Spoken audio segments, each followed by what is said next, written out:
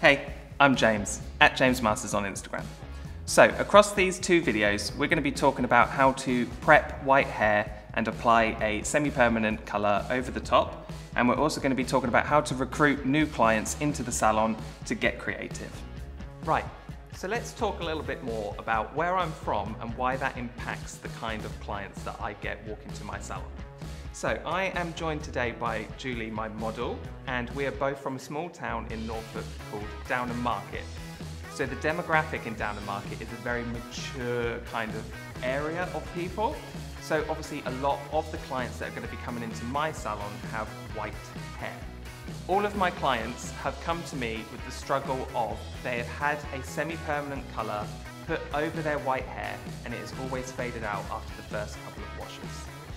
What we need to do is we need to pre-treat the hair with a product so this semi-permanent colour can stick to it. So the key part to knowing whether you need to lighten this white hair and prep it for a semi-colour is always within the consultation. So creating a clientele of creative colour is quite difficult.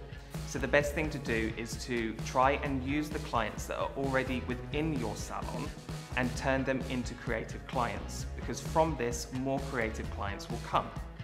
What you need to do is, the best thing is to offer these clients a free panel of semi-permanent colour on top of an existing appointment. So when you add this service on top of your existing appointment, you're not blocking out a separate time slot and you're not going to be losing out on any money. You're going to be adding money onto future services. So by providing this service for free, your client then gets obviously the complimentary colour. They get that little bit of excitement from that semi-permanent colour that you've applied. But on their next appointment, if they have decided that they don't like it, they've not lost out on any money, and you can just remove it for free and continue with their normal service that they normally have. Obviously, if the client likes it and they have asked for the colour again, or they want more colour added, this is when you can then charge for this service. And you can say to them, I'm gonna apply this colour, but there is gonna be an additional charge. And again, if they're not happy with that, then you can either take that off and take them back to their original colour, or you can say to them, if I can have free reign on top of this service, do you mind that I can do whatever and I will not charge you? This way you can create some social content, you can get your name out there in your local area, other people will see this. You've also got your client walking around with the creative colour, which is obviously a walking billboard, and that way you will then entice new clients to come into your salon to have more creative colour. So you've had an influx of creative colour all from one small section on one client that already come into your salon at such a very small cost to yourself. When it comes to the removal, if the client has had the Pulp Riot semi-permanent colour, then you know that you can remove that 100% with the blank canvas and get them back to their original starting point.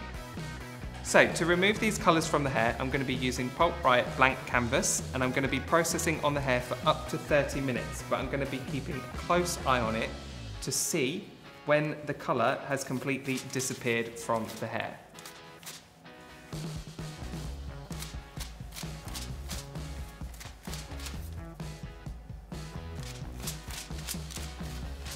I'm going to make sure that the product is fully saturated on the hair so we do not create any hollow spots, and I'm going to lightly avoid the scalp area by just tapping that product into the root area. I am laying the hair onto a foil. I'm not incubating, I'm just isolating that one section so it doesn't sit on top of the ear. There'll be no foil applied over the top. This product contains quinoa, so I'm going to know that the hair is going to feel nice and hydrated afterwards. Now I'm going to leave this product to develop. Keep an eye on it because you'll see the colour disappearing.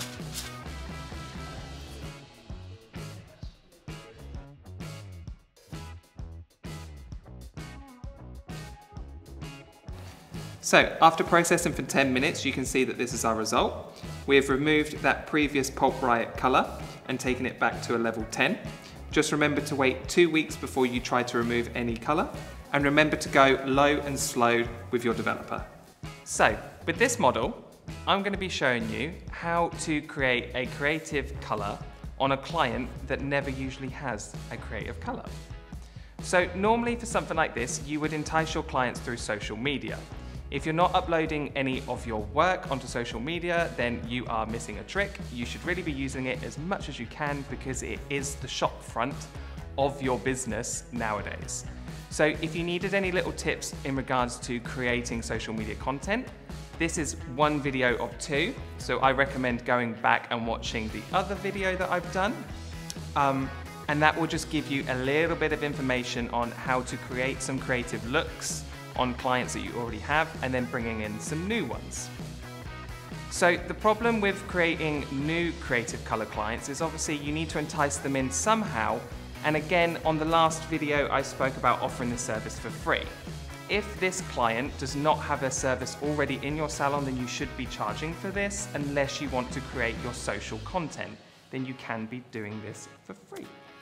So where I'm from, Downham Market in Norfolk is a very small town, and there are not a lot of people in this town that have creative color.